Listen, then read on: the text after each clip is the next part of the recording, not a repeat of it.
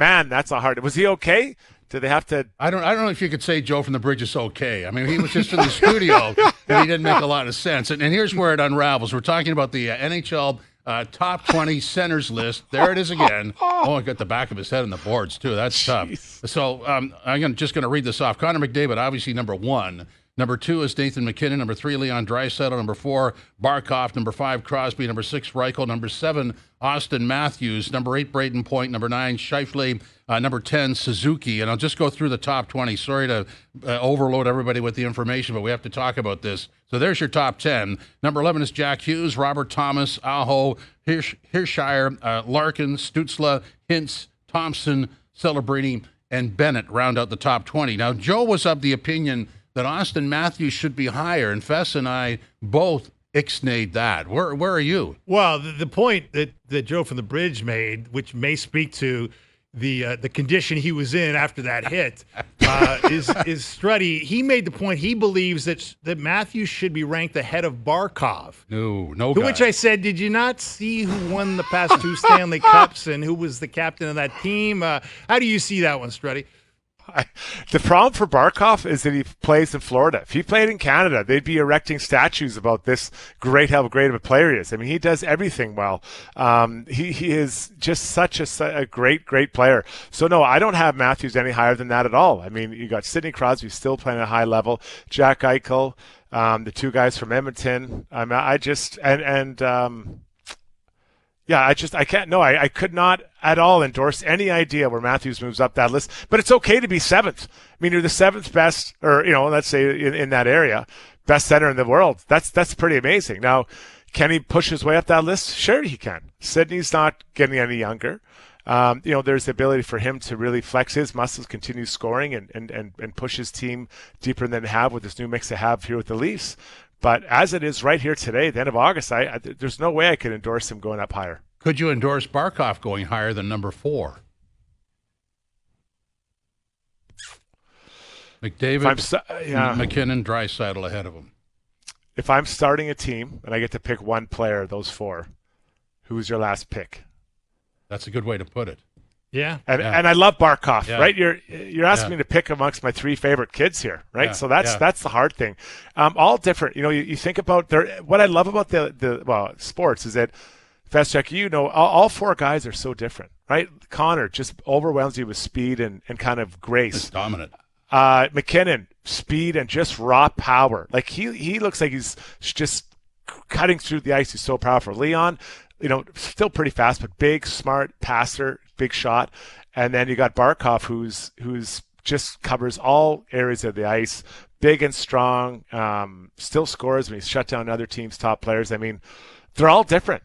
But Feschuk, they're all great in their own way. And that's what I love about it. Yeah, it's a great debate. I mean, obviously, the thing with Barkov that kind of kills him in some rank is just, like, the stats aren't there, right? He's never been a stats guy. I mean, the Selke Trophy stats are pretty good because he's got multiple of those. But, 71-point guy last year, but he was, something like a point a game in the playoffs. But, so it's hard to kind of put a measurement on the guy when you realize that he's a defense-first, tone setter. I mean, you heard Paul Maurice during the playoffs, guys, that when your captain and your number 1 center, thinks about defense before he thinks about anything, it sets a tone that kind of goes through the entire team. And I think that speaks to why this team has got the championship pedigree it does. Oh, for sure. And he can he can score. It's not like he doesn't score, but he just, he's like, like a younger Anze Kopitar, right? Who's just covers so much ice and does so many things well. So as a coach, you're like, okay, we need something. Okay, open the door, get out there. And obviously your captain is going to be out there often at the front of that list. But I just like how he does so many different things so well at the same time. Like, I think of Jonathan Toews was somewhat like that role for the Chicago Blackhawks, right? And then you had Kane beside him, who was, just Mr. Highlight Reel. And Toews had his moments, but I wouldn't say he was a massive point producer either. So, but all 3 of those guys, Kopitar, Barkov, and Toews, all are Stanley Cup winners multiple times. Yeah, I threw Datsuk in there as well. They're sort of, they're well-rounded players. They play really good defensive, high skill level offensively, and and can play physically as well. Well, that said, Matt, you talk about Matthews having the opportunity to climb this list. I mean, I think at his best, he's probably been as high as number 2 on this list behind McDavid, right? And he's obviously been the MVP of the league. But when you got you're coming off a 33-goal season, you got 4 goals in your most recent 18 playoff games. Those numbers are going to drop you in the rankings. I mean, it's just, you're a goal scorer by definition. You have to score more than he has scored. Well, I guess let me ask you guys this. Is there a risk that now with Marner out, and let's just say a really good player came out of their lineup, with him out now, is there a risk that he's pushing too hard, trying to do too much, and trying to be, the superhero every night? Could be. I mean, this is the big question. What Auston Matthews will we get during the regular season and the playoffs without Marner? And this is something you would address every 10 games, because it's probably going to be a different winger on occasion on that top line. There's nobody set there. Yeah, it's a wide open race for who's going to be his right winger. I mean, obviously, it feels like Matthew Nyes and him might, be a complementary pair, but exactly who will fill out that Marner spot? They got Mateus Michelli here. Who as a potential begin, kind of day one guy. He's been penciled in there, but I would say it's very light pencil. And then, but I mean, the bottom line is, when you think about it, it's uncharted territory for this guy. I mean, it's been ever since Babcock left the building, he and Marner have spent a lot of time together.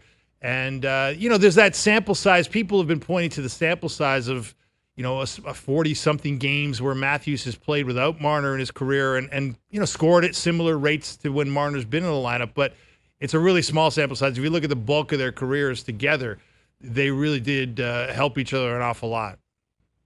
Oh, 2 elite players. I mean, they're going to do well. So now, Matthew Nyes, he has to, and I think he's one of the guy that Matthews is talking about. I think he's going to take a step.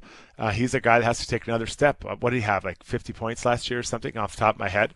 I think that he's a guy that could continue to improve and continue to help just drive a line. Because Matthews is an elite player, so you get to play with him. Can he become 60 points? I don't know if he can get past top of that. Maybe playing with him than the guy on the other side. So there's really opportunity there for Matthew Nyes to kind of probably get more puck touches, feel like he can make more plays, because obviously with Marner on the line, you don't mind him having the puck at all.